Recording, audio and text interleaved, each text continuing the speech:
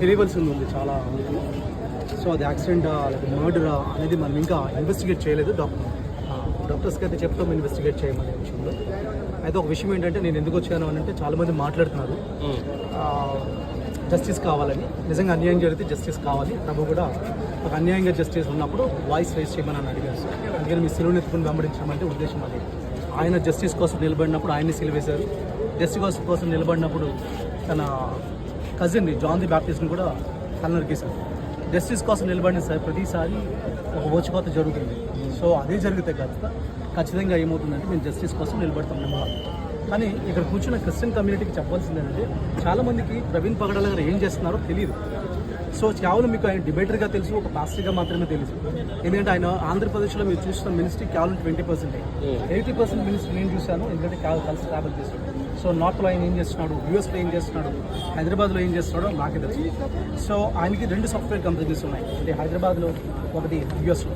So is CEO of A software company. So ఆయన అంత మాత్రమే కాదు, చాలామంది స్టూడెంట్ ఈవెన్ ఆ సాఫ్ట్వేర్ కంపెనీస్లో దేవుని విలువలతో ఒక సాఫ్ట్వేర్ కంపెనీ అది ఎట్లా ఉంటుంది అని అంటే వాచ్మ్యాన్ దగ్గర నుంచి మేనేజర్ వరకు అందరికీ ఈక్వల్గా ఇన్సూరెన్స్ పాలసీ ఉంటుంది. బాస్ దగ్గర నుంచి వాచ్మెన్ వరకు అందరు కలిపి లంచ్ చేయాలి, సమానత్వం. ఎందుకంటే అందరూ దేవుడు తన పోలికలు చేసుకోవడాన్ని విలువలతో చూపించిన ఒక బిజినెస్ మ్యాన్. ఎందుకు అనంటే ఇక్కడ నేను చెప్పేది ఏంటంటే వాక్యంలో వెళ్తుంది చాలాసార్లు. అదేంటే ప్రసంగాలు ఎక్కువైపోయింది మనకి. వాక్యం శరీరరీతిగా రావడం అంటే ఏంటంటే వాక్యం యాక్షన్స్లోకి రావడం. ఆయన ఏం చెప్తున్నాడు అని అంటే మీరు పుల్పెట్ మీద కూర్చొని 1 hour నేను వల్ల నీ పొరుగువాడిని ప్రేమించమని చెప్పేదానికి, నేను ఒక బిజినెస్ చేసి నాకింద 100 మంది ఉంచుకొని నిన్ను వల్ల నీ పొరుగువాడిని ప్రేమించమని ప్రాక్టికల్గా రోజుకి 8 గంటలు చూపించేదానికి చాలా తేడా ఉంటుంది. దేవుడు కూడా హెవెన్లో కూర్చొని gulab visa I love you అని చెప్పలేదు. నీకు అర్థమయ్యే స్థాయిలో దిగాడు, అర్థమయ్యే స్థాయిలో దిగిన వాడు ప్రవీణ్ పగడాల. సో ప్రవీణ్ పగడాల గురించి నేను ఇస్తున్న సాక్ష్యం ఇది. అంత మాత్రమే కాదు, ఆయనకి 10 మంది పిల్లలు ఇప్పుడు ప్రస్తుతం. దాంట్లో 2 బయాలజికల్, 8 మంది అడాప్టెడ్. అందరూ కలిసి ఉంటారు. మళ్ళీ ఆర్ఫనేజ్ అని వేరే చోట పెట్టి వాళ్ళని ఇక్కడ చోట వీళ్ళ చోట పెట్టడం. ఇంతకుముందు 14 మంది పిల్లలు.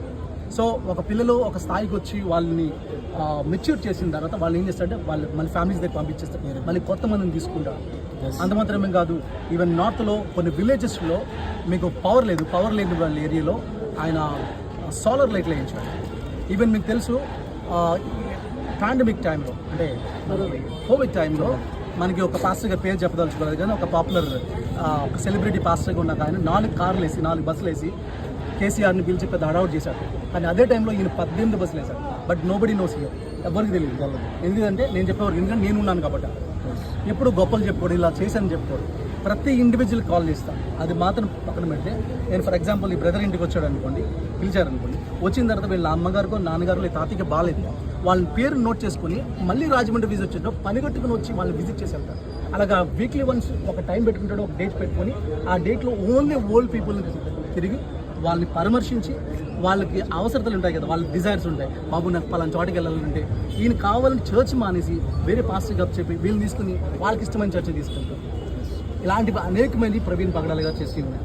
అందుకని నేను చెప్తాను, బైబిల్ టీచర్స్ చాలామంది ఉన్నారు, చాలామంది డిబేట్స్ ఉన్నారు. కానీ ఈ లెవెల్లో అంటే దేవుని రాజ్యాన్ని అర్థం చేసుకునే స్థాయిలో చెప్పిన ఒకే స్పీకర్, తెలుగులో ఉన్న స్పీకర్ నేను ఒకటే.